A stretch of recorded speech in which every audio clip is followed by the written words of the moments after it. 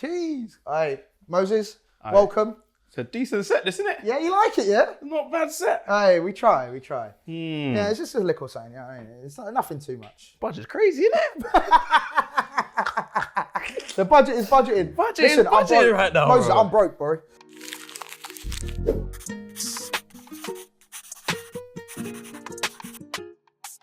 Hello and welcome to Drawn Out Conversations, the show where we delve into the lives of our guests through art. And Yes. I'm joined by someone who was so good at football, he quit halfway through his career to follow content creation. Moses Duckrell, everyone. Thank you so much. I actually appreciate that intro. I feel like Michael Richards just there, bro.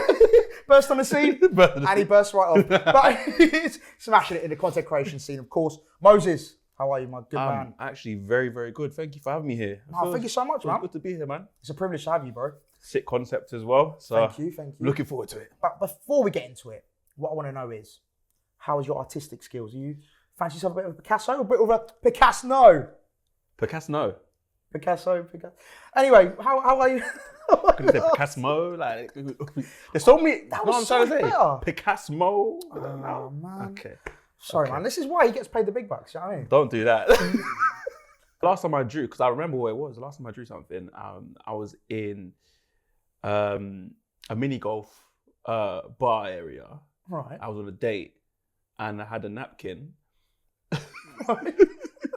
What is happening here? I like it though. Yeah, go on. I had a napkin, Right. and we had obviously the pencil to like mark down like the scores and whatnot.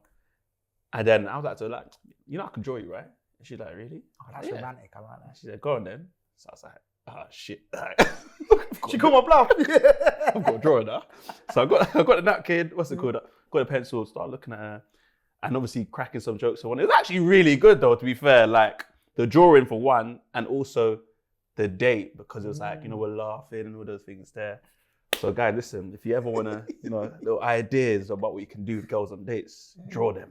But it's gotta be good though. So Moses, whilst you're painting some deep and meaningful stuff, all right, I'm going to be drawing you.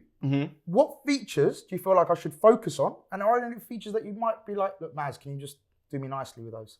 My hair, Okay. that could be tough. Okay, yeah. You know what I'm saying? The Okay, little- the cornrows, right? Are they cornrows? No. Oh no. These are barrel twists. I'm getting cancelled. Barrel twist. No, but it's fine though. It's fine though. Like, Barrel you didn't know. twists. Yeah, these are barrel twists. Yeah, Okay, yeah, cool, yeah. cool. Also though, I've got a birthmark like right on my forehead here. Oh, okay. Can you see it? I can actually. Now Yeah, you said I it. said it. I You can didn't see know it it before. Yeah, Yeah, I've I've got got a big birthmark. I used to be lighter when I was younger. So Okay. people used to ask me if I burnt myself when I was younger. I was like, nah, just born with this. It's like my model quirk now. You know Did what I'm do saying? you feel like conscious about that? Nah, not anymore. I used to though, When you were younger. but now I'm like, yo, everyone needs to, you know, take this in deeper. You know what I'm saying? But it's part of you, innit? It's part of me, exactly. You grew up being unique. Yes, I didn't realize at the time, but now I'm seeing it. Without further ado then, let's get into your past. Ooh.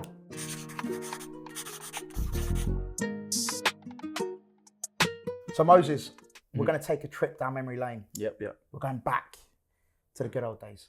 All right. So what I want you to do is to paint something or someone from your past that means a lot to you. That could be anything. We're talking, it could be a moment from your childhood. It could be a person that meant a lot to you. It could be basically anything that, when you think about it, you're like, do you know what? That encapsulates my childhood. Okay. Got something? I think I've got something. Yeah. All right, yeah, cool. yeah. Just to let you know, we've got all your tools, everything you need. Have you got a to 2B pencil? I think we've just got a 3B No, actually. you have a 2B. Oh, we have got the 2B, okay. Moses, talk to me. How was your childhood, first of all? I had an amazing childhood, I can't even lie to you. Yeah. I grew up in like Oval, Vauxhall sides in southwest London. Okay, so you're a London boy? I'm a London boy, yeah. Not too far from South Lambeth Road actually, so a lot of Portuguese people in the area. Okay. Of course, obviously quite a few Jamaicans. And you're Nigerian, right? I'm Nigerian, yeah. Where I lived also shaped like a lot of like my comedy and stuff that I do online now. But like I had a terrific childhood with my brother, my sister, Yeah. my dad and my mum. How did it help you with your comedy? So for one, obviously, as I said, Hella funny people around. yeah, I grew up in a Nigerian household pretty much, even though I was born in London. And a lot of my comedy is, when I first started, was based off of like my dad. He used to say like a lot of things, and so like the accent is kind of imprinted in my mind, and a lot of the phrases he used to say. What was the one phrase growing up that he used to use a lot? Are you stupid? Are you stupid? So growing up, you weren't the most academically bright, I'm assuming. Yeah. I was actually really good at school. That's the funny thing.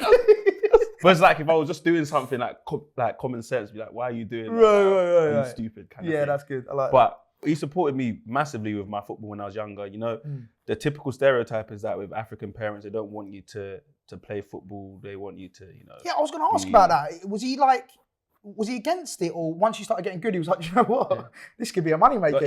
He kind of saw like I was quite good from a young age, and obviously I got to the age of 16, and I was like, okay, I've been on trial at a couple like clubs or whatnot, but I haven't signed anywhere. So I was like, okay, I'm gonna have to go to sixth form and do my A levels, and then go to uni, play for like my local team, whatever.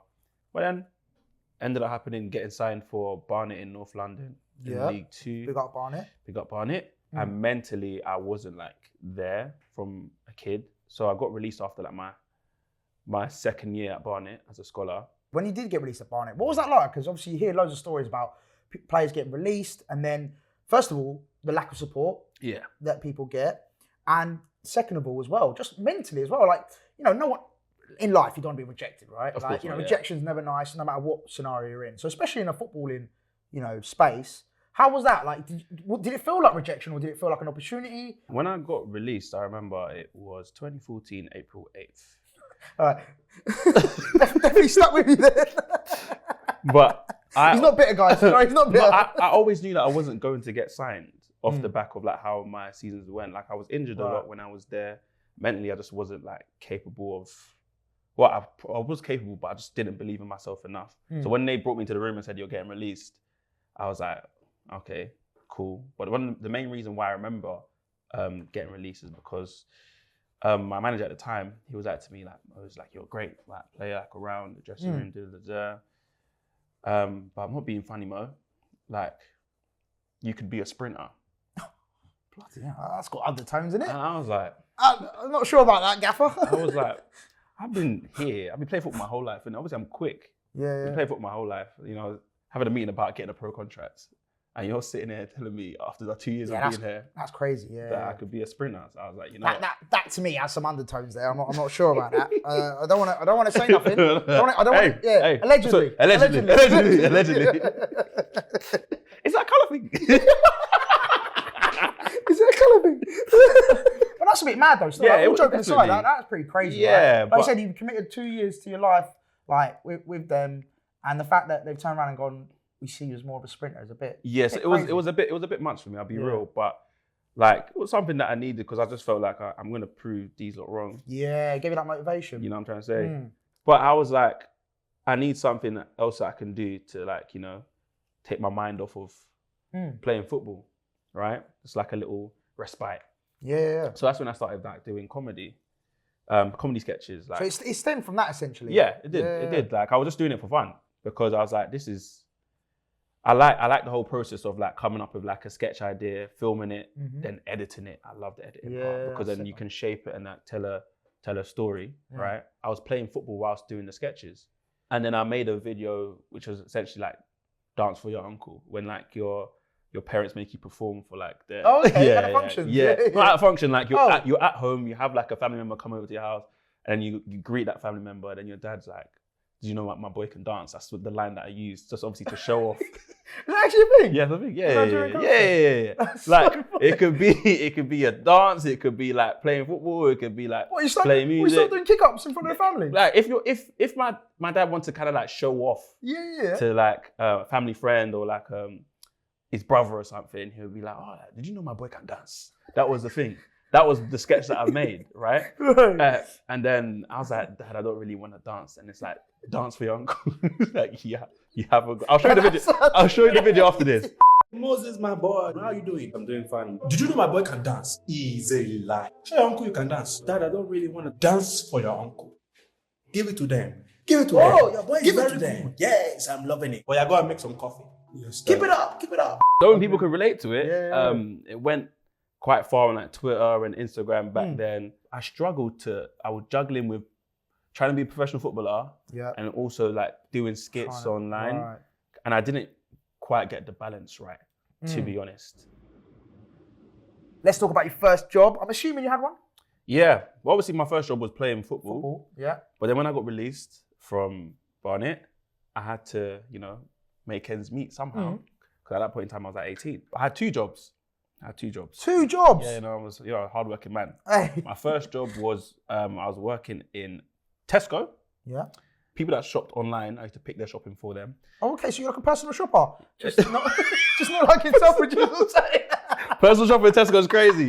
I hated that job with all my heart, bro. Instead of the Amiris, he's getting the apples. And the bad thing, with that job, they had to do things on timer, innit? So obviously when you're scanning stuff, you had like, if you're in the green zone, it means like you're supermarket a good sweeper or something. What's going on?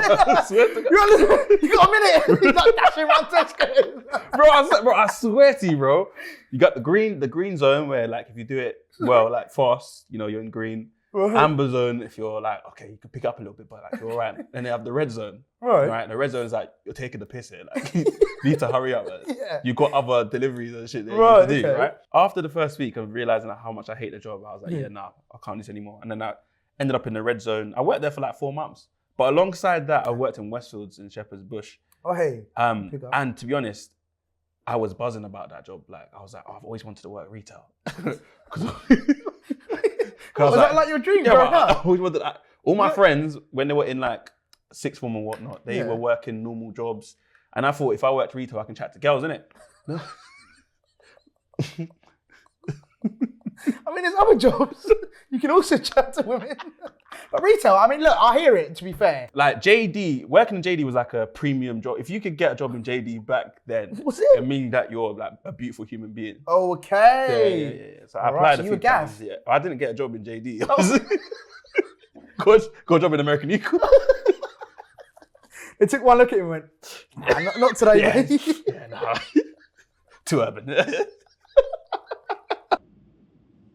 If you could bring something back from your childhood, whether it's a piece of technology, whether it's a song, whether it's a TV show, bring it back to the current day, what are you bringing back?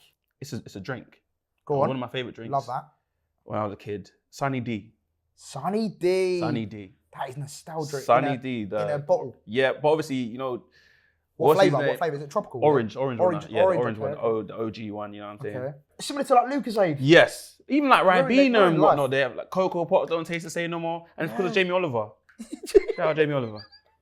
He ruined school dinners. He ruined school dinners. It's true. Bro, I used to have so. Oh my God. Do you remember the custard and the Oh, the bro, do you remember the sprinkle cake that you used to get in primary school? God. Oh my Jesus. Bring back sprinkle cakes. Sprinkle cakes, hey, that's up there. Hey. Moses, please put down your paintbrush. Like an exam. Yeah. It's coming to the end. You happy? Right. Yep, I'm happy. It's good, man. 10 minutes. I could have done it better, but I tried something. Yeah. Without further ado, can you please turn around your canvas and show the camera? Can you calm me down, please? 3, 2, 1. Hey, come on. Can you tell what it is? I mean, I know what it is straight away. Because I'm a football man, so I get it. I see it. I see the vision. But I want you to explain it. These are the Predators. The Predator. Came out in 2004. They were my first pair of boots that my dad bought for me that weren't hand-me-downs, essentially. Yeah. So they were like my first fresh out the box. Yeah, fresh out the box kind of thing. 2004, so how old was I then? 8? Yeah, 8 years old. So it sticks with me in my memory as this is when I realized that my dad actually really wanted me to go into pursue it, go into football and try to find my feet there. So whenever I see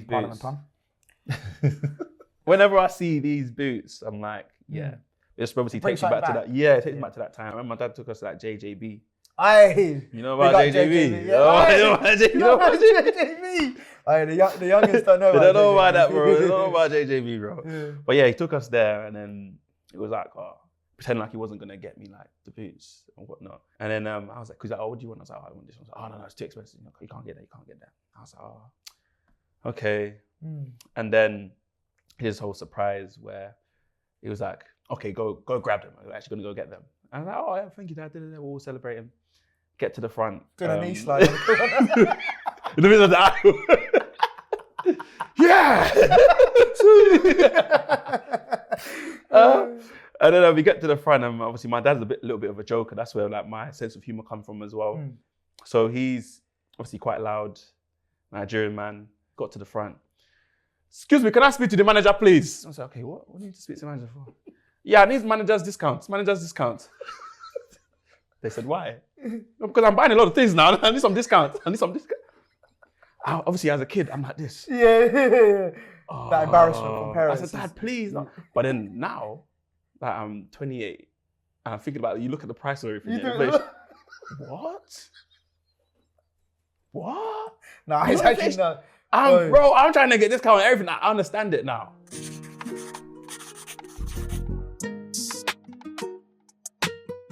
Moses, we're going to stay in the present. We're going to paint your current state of mind.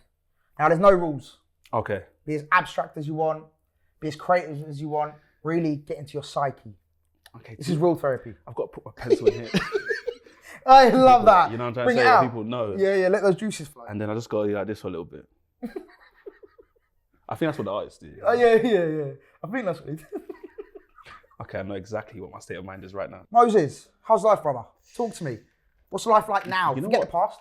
Life has been the best it's ever been. Like Love to hear that. recently, the most recent years, I'm enjoying it so much because I never really thought I would be doing what I'm doing now at this stage of my life. Like I always thought I was gonna be like within like media and whatnot, but later on after my career, you know what I'm trying to say? But like to see this space now that wasn't actually really a space back then. No, Bro, 100%. What? it's so From refreshing. 10, 15 years ago, the You know, landscape's bro, changed. it's like changed crazy. so much, right? So I feel so good right now. I feel like I can do anything, I can accomplish anything, and I can just like try to do anything. Yeah. That's my mantra is like, why not? When you shout at me, be like, hey, you want to paint? Yeah, why not? And without like obviously wishing it upon you, but is there anything that you're potentially not happy with? Is there stuff that you feel like could potentially improve or? There's always ways to improve, right? And I think for me, something that I could probably improve on is, I guess, being more consistent with things. You know what I'm trying to say? Like getting consistency has been quite difficult for me. Like ever since I stopped playing football, like having a routine has been an issue. I was going to ask you, what's like a typical day for you? Now, Yeah. typical day for me now is I wake up around about like 8. I'll chill in bed till about 10. 2 hours in bed? Yeah. Do But like, what? Scrolling on Nah, TikTok? what's it called? I'd pray, read the Bible, Okay. then I'll scroll TikTok and respond to messages and So whatnot. religion's a big part of your life? Oh yeah, definitely. It's a big part. It's a big part of my life. I wouldn't be where I am now without God, essentially.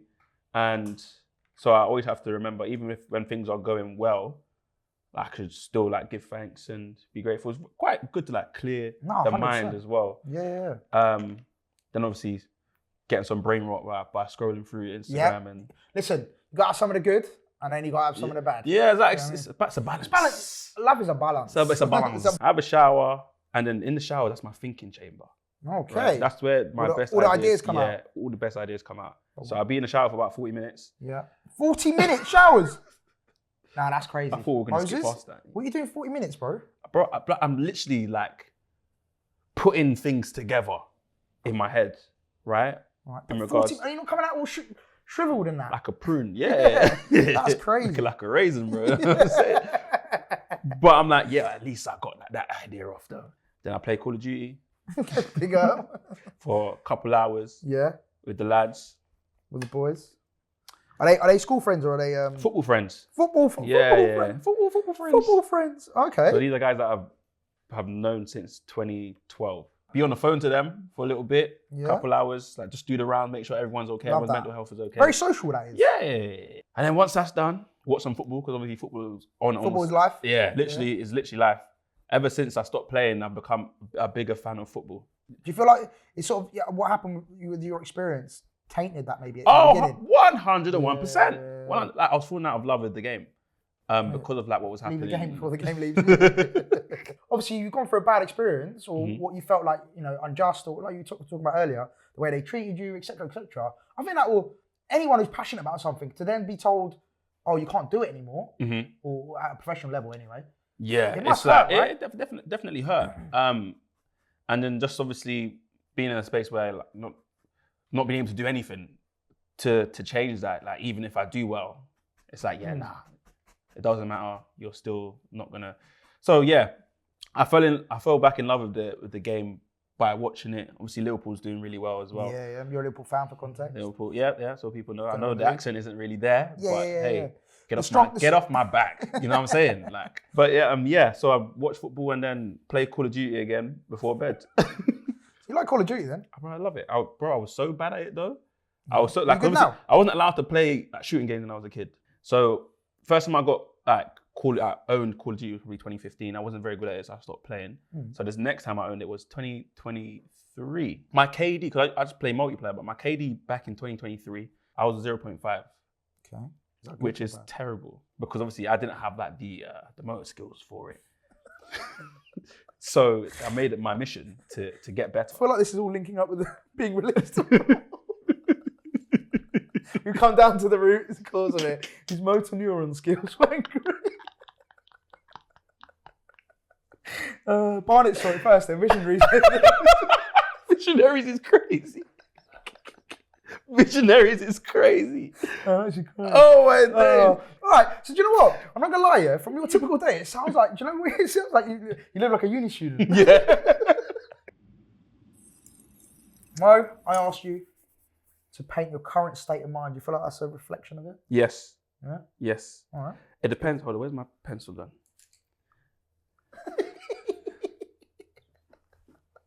Yeah, give it a little. J'adore. We should do it. J'adore. Yeah, this is my current state of mind. Definitely. Right. This is hilarious. Okay. Now, hear me out. Talk us through this. Hear me out. All right. So right now, the colors that I've used is obviously a lot of red, a lot of orange, a lot of yellow, which, you know, fire. A lot of reds and oranges. So some people can depict that as like, oh, like There's a fiery there's character. like that, and also, whoa, what's going on? Is like something burning down? Like, is there a lot of chaos in your life? It's the fire in your belly. There's that. See what I'm saying? Like, you're getting it. Get a pencil in your ear, bro. Get a pencil in your ear right now. You get a pencil in your ear right now, bro. The art, the Picasso, the has art. just gone in me. The art. The So, art gone. so the fire basically for me, it signifies that right now I feel like I'm on fire. I can do anything. Like Love I'm that. on a roll. I'm in a flow state right now. Everything is working like so well for me. And then I've got some blue in there as well. Okay, yeah. And the blue Very kinda, minimal though. Yeah, minimal. Yeah. Kind of It's turned signifies. into green a little bit, but yeah. Yeah, because obviously you mix it that with the orange in it. Yeah. You know what I'm saying? Yeah. If you look at the color spectrum. The colour wheel. And that kind of signifies that some calmness in my life as well. But I try to, I guess, with the fact that I'm on fire right now, I'm doing a lot of things. I try to mix in like the calmness of like being still and reflect. But the reason why there's not as much is because I feel like I'm still not getting enough of that reflection time. The grey, which is around the edges, it's like okay. it's like I noticed the grey. Okay. no, I'm gonna say it's like kind of like the grey areas where I'm not quite hitting and on fire in yet in my life, and hopefully this fire that's here can eventually branch out into these grey areas where I've been a little bit unsure. Take over. Yeah, Like exactly a forest that. fire, Yes, but more kind of. controlled. You're a controlled forest fire. You know what I'm trying to say? Love I like your perspective on that. You Yeah, know what I'm trying to say? I'm just therapizing right now. I'm trying to. This is great. This is I feel so good right now, bro. Love that. Oh my goodness. I'm happy you're happy. Bro, this is. Hey, I'm happy you're happy. Honestly, This is what this show's all about. wow. We want this to come out of you. I love that. I actually feel like I can see it in real life. It's all coming out. I feel like I should pay you for this, bro. You can if you want.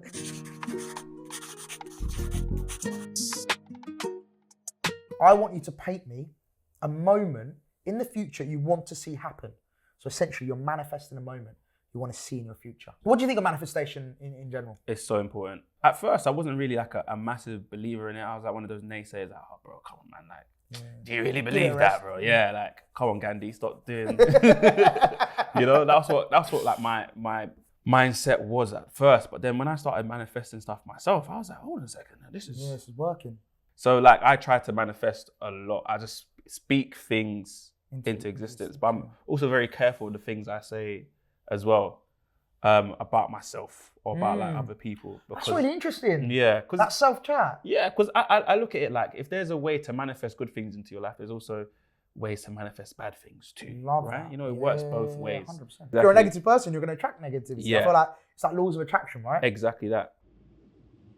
If you had to make a prediction about the future, like where we'll be in 10 years, how do you see it being? I think in 10 years' time, it'll look closer to iRobot. Serious? 101%. But like AI and like... Self-driving cars already about, Yeah. you know what I'm trying to say, AI robots. Yeah. I still think like humans, we still have like, you know, creative control and all those things there. But at the same time, it is quite worrying to see 100%. that. Do you worry about the future of your kids? Yeah, I do, because it's like, I don't want to bring you into this world and there's nothing that I can essentially give you because of decisions that have been made by people that, you know, you didn't vote for. But at the same time, I just hope that things can get better. That there are things in place for things to be better. And I feel like a lot of people are waking up within society. Wake up. You know what I'm saying? It's that we're at like a tipping point. It could either go one way, like really, really well, or it could World War III. Bro, Anarchy. if you could rule the world for a day, and you could put in any law, what law are you putting in? It would be a law that every single citizen has housing. Love that.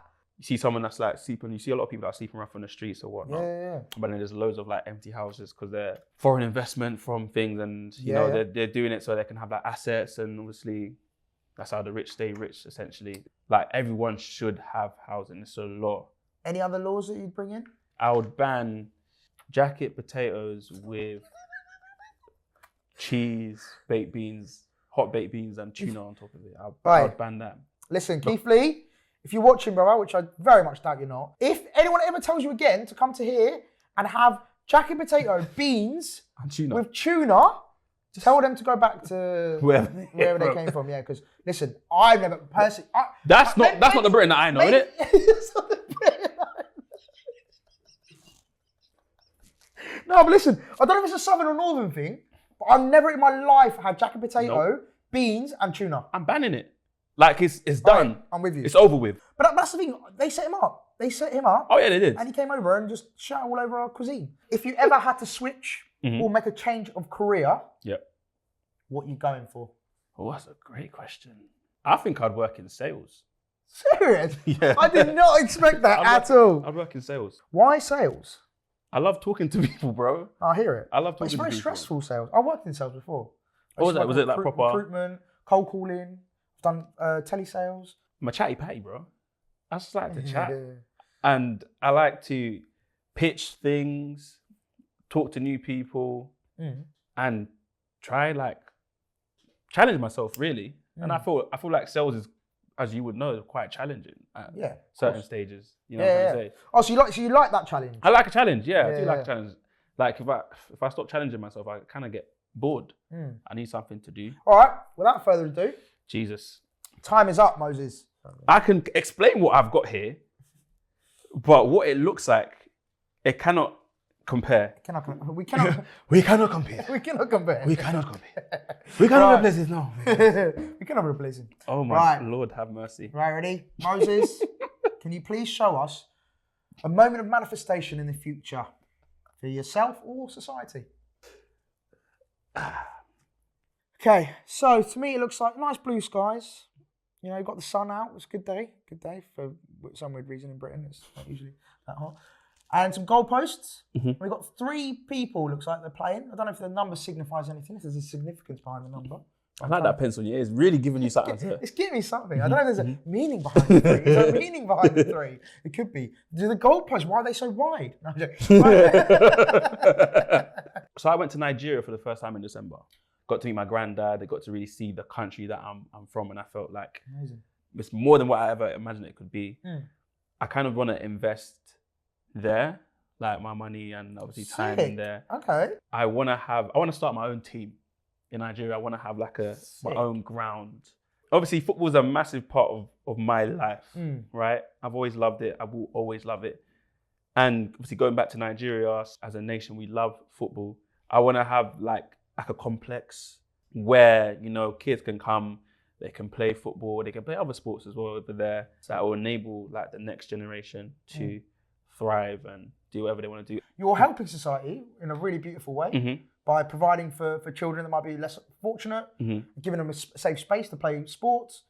But also, it's selfless from you because you're giving up time, dedication, money, resources. And I see it as because I want to do it. 100%, yeah. Not like someone's forced you to do it. And I think it's a beautiful. It's like a passion project. So Moses, after this amazing therapy session, or what we want to call it, this is your life, mate, in front of you. Essentially. Your past, your present, and your future. What's one bit of advice you'd give for any viewers watching out there that potentially want to follow your path, or just a general life advice that you've got for them? My general life advice for people is don't worry about what other people think about you. Like, at the end of the day, no one really cares. Like, generally, no one really cares. No, facts. Go out there and do your best to get there without limiting yourself, without limiting your mind. I feel like as human beings, we limit ourselves a lot and tell ourselves that, oh, I can't do this because of this, or this person's already doing this, so I shouldn't. Don't limit yourself. Literally, don't worry about what anyone else thinks. And whatever idea that you do have in your mind, don't doubt it. Don't doubt yourself. Go for it. And if you go for it and it doesn't work out, at least you can say that you've gone for it 100%. But then also there's no regrets at all, kind of thing. Life is for living at the end of the day.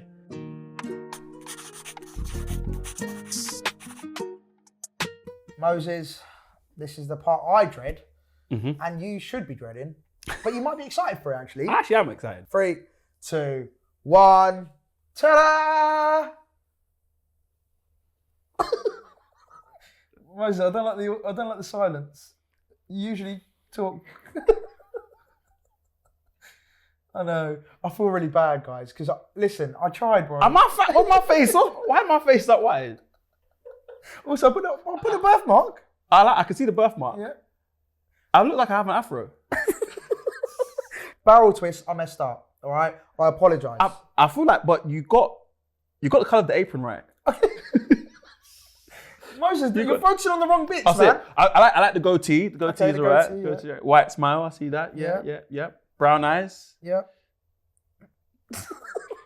Is that where the earrings? Earrings cold. Earrings cold. cold. A little, Michael Jordan kind of. You know what I'm saying? Yeah. This is what you think of me.